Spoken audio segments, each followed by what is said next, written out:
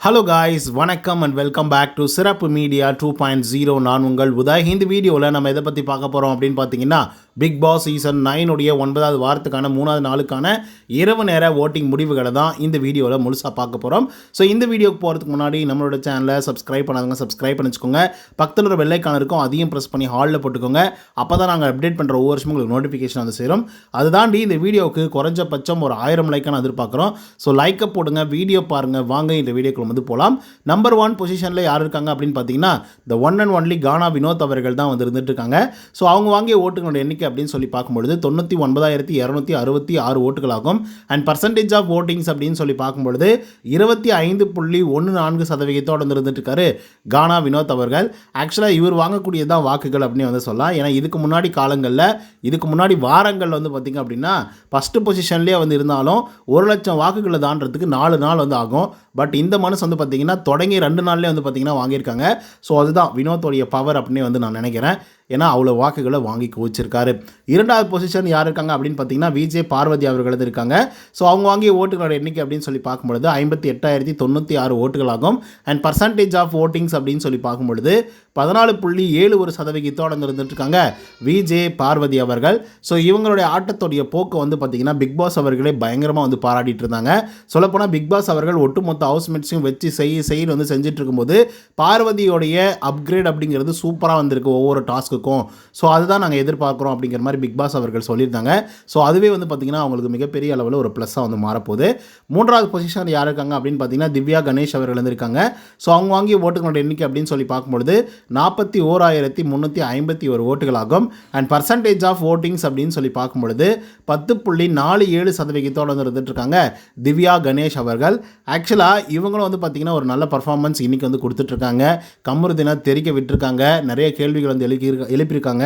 So அது யார் பக்கம் தப்பு யார் பக்கம் சரி அப்படிங்கிறத முழு டீட்டெயிலும் லைவ் பார்த்தா மட்டும்தான் வந்து தெரியும். அதை நம்ம அப்டேட் பண்ண போகிறோம், சூன் பார்ப்போம்.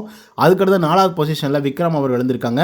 ஸோ அவங்க வாங்கிய ஓட்டுகளோட எண்ணிக்கை அப்படின்னு சொல்லி பார்க்கும்பொழுது 34,839 ஓட்டுகளாகும். அண்ட் பர்சன்டேஜ் ஆஃப் ஓட்டிங்ஸ் அப்படின்னு சொல்லி பார்க்கும்பொழுது 8.82% இருந்துட்டு இருக்காங்க நம்மளுடைய விக்ரம் அவர்கள்.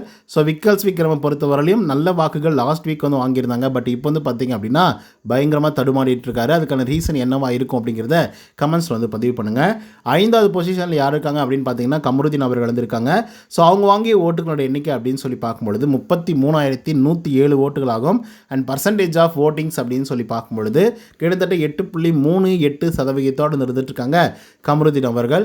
ஸோ கமருதீன் வந்து பார்த்திங்க அப்படின்னா இன்றைக்கி திவ்யா கிட்ட பயங்கரமாக சண்டை போட்டிருக்காரு. ஸோ அது நெகட்டிவாக மாறலாம், இல்லைனா பாசிட்டிவாக மாறலாம். பட் அந்த இன்சிடென்ட் வந்து லைவில் வந்தால் மட்டும்தான் தெரிய போகுது. அதுக்கடுத்து 6வது பொசிஷனில் யார் இருக்காங்க அப்படின்னு பார்த்தீங்கன்னா, சாண்ட்ரா அவர்கள் இருந்திருக்காங்க. ஸோ அவங்க வாங்கிய ஓட்டுகளோட எண்ணிக்கை அப்படின்னு சொல்லி பார்க்கும்பொழுது 23,523 ஓட்டுகளாகும்.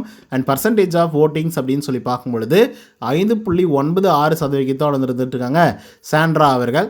ஸோ சாண்ட்ரா அவர்களை பொறுத்த வரையிலும் நல்ல வாக்குகளை வாங்கியிருக்காங்க அப்படின்னு வந்து சொல்ல முடியாது. ஏன்னா இவங்கெல்லாம் ஒரு காலகட்டத்தில் 12 பேர் 13 பேர் நாமினேஷன் இருக்கும்போது நம்பர் 1 பொசிஷனில் இருந்து அதிகப்படியான வாக்குகளை வாங்கிய ஒரு பெண்மணியாக வந்து இருந்தாங்க. பட் இப்போ ரொம்ப குறைவான வாக்குகள் தான் வாங்கியிருக்காங்க. 6வது பொசிஷனையும் பிடிச்சிருக்காங்க. 7வது பொசிஷனில் யார் இருக்காங்க அப்படின்னு பார்த்தீங்கன்னா, பிரஜன் அவர்கள் இருந்திருக்காங்க. ஸோ அவங்க வாங்கிய ஓட்டுகளோட எண்ணிக்கை அப்படின்னு சொல்லி பார்க்கும்பொழுது 23,134 ஓட்டுகளாகும். அண்ட் பர்சன்டேஜ் ஆஃப் ஓட்டிங்ஸ் அப்படின்னு சொல்லி பார்க்கும்பொழுது 5.86% இருந்துட்டு இருக்காங்க பிரஜன் அவர்கள். ஆக்சுவலாக இவர் வந்து டோட்டலாக அந்த கேமுடைய போக்கே மாற்றிட்டார் அப்படின்னு வந்து சொல்லலாம். ரியலாக சொல்கிறேன், நிறைய அப்கிரேட் வந்து பார்த்திங்க அப்படின்னா இவருடைய கேம்குள்ளே வந்து இருந்திருக்கு. ஸோ நிறைய மாறுதல் அவருடைய செல்ஃப்லேயும் வந்து பார்த்திங்கன்னா மாறி இருக்குது அப்படின்னு வந்து சொல்லலாம். ஸோ அது வந்து பார்த்திங்கன்னா இவருக்கு பாசிட்டிவாக அமைஞ்சிருக்கு. 8வது பொசிஷனில் யார் இருக்காங்க அப்படின்னு பார்த்தீங்கன்னா, அமித் அவர்கள் இருந்திருக்காங்க. ஸோ அவங்க வாங்கிய ஓட்டுகளோட எண்ணிக்கை அப்படின்னு சொல்லி பார்க்கும்பொழுது 20,701 ஓட்டுகளாகும். அண்ட் பர்சன்டேஜ் ஆஃப் ஓட்டிங்ஸ் அப்படின்னு சொல்லி பார்க்கும்பொழுது 5.24% இருந்துட்டு இருக்காங்க அமித் அவர்கள். ஸோ அமித்தை பொறுத்தவரையிலும் ஜென்டில்மேன் என்னவா சொல்லிட்டு இருந்தாலும் நம்ம வந்து பார்த்திங்க அப்படின்னா அவருக்கான வாக்குகளை பெருசாக வந்து செலுத்தவில்லை அப்படின்னே வந்து சொல்லலாம். பட் அவருக்கும் வந்து லாஸ்ட் வீக்கில் வந்து கொஞ்சம் பிளாக் மார்க் வந்து ஏற்பட்டது. பிகாஸ் அந்த பார்வதியோடைய அந்த 3 நாள் இஷ்யூவை பற்றி அவர் கொஞ்சம் மோசமாக வந்து பேசியிருந்தார். ஸோ அதன் காரணமாக 9வது பொசிஷனில் யார் இருக்காங்க அப்படின்னு பார்த்தீங்கன்னா, சுபிக்ஷா அவர்கள் இருந்திருக்காங்க. ஸோ அவங்க வாங்கிய ஓட்டுகளோட எண்ணிக்கை அப்படின்னு சொல்லி பார்க்கும்பொழுது 20,605 ஓட்டுகளாகும். அண்ட் பர்சன்டேஜ் ஆஃப் ஓட்டிங்ஸ் அப்படின்னு சொல்லி பார்க்கும்பொழுது 5.22% இருந்துட்டு இருக்காங்க சுபிக்ஷா அவர்கள். ஆக்சுவலாக சுபிக்ஷா அவர்கள் வந்து பார்த்திங்க அப்படின்னா 10வது பொசிஷனில் இருந்து இப்போ 9வது பொசிஷனுக்கு ப்ரொமோட் ஆகி கொஞ்சம் மேலே வந்து போயிருக்காங்க. ஸோ அதன் காரணமாக 10வது பொசிஷனில் கனி அவர்கள் வந்து இருக்காங்க.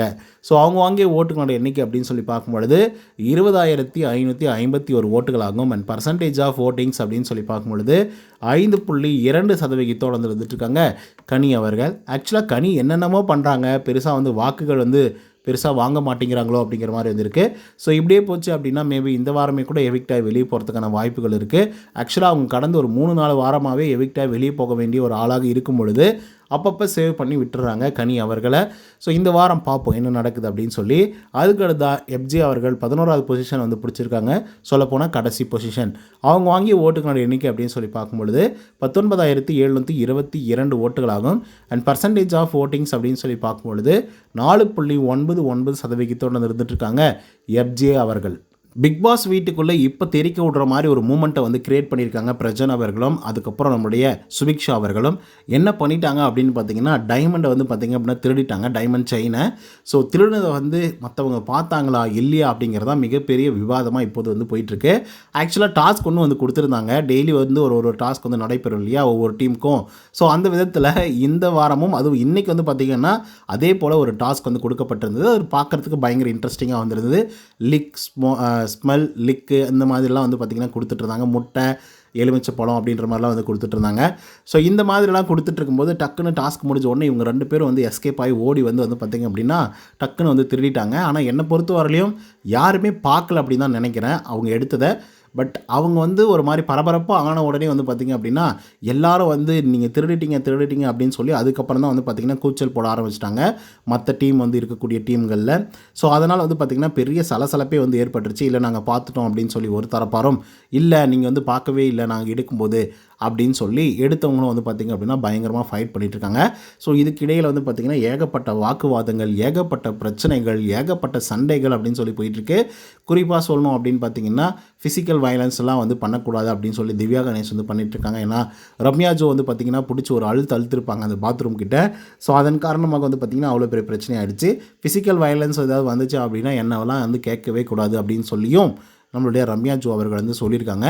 ஸோ இதனால் வந்து பார்த்திங்க அப்படின்னா திவ்யா கணேஷ் ஒரு பக்கம் வந்து டென்ஷன் ஆகிருக்காங்க.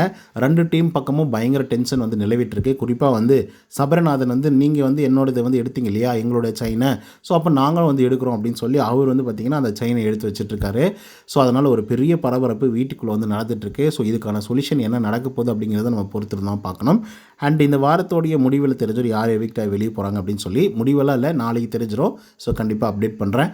ஓகே மக்களே, யார் எந்தெந்த பொசிஷன் இருக்காங்க, யார் எவ்வளோ ஓட்டிங்ஸ் வாங்கியிருக்காங்க அப்படிங்கிறத பற்றிலாம் டீட்டெயிலாக பார்த்தோம். ஸோ இந்த வீடியோ பிடிச்சிருந்தா லைக் அண்ட் சப்ஸ்கிரைப் பண்ண மறந்துடாதீங்க. நன்றி, வணக்கம்.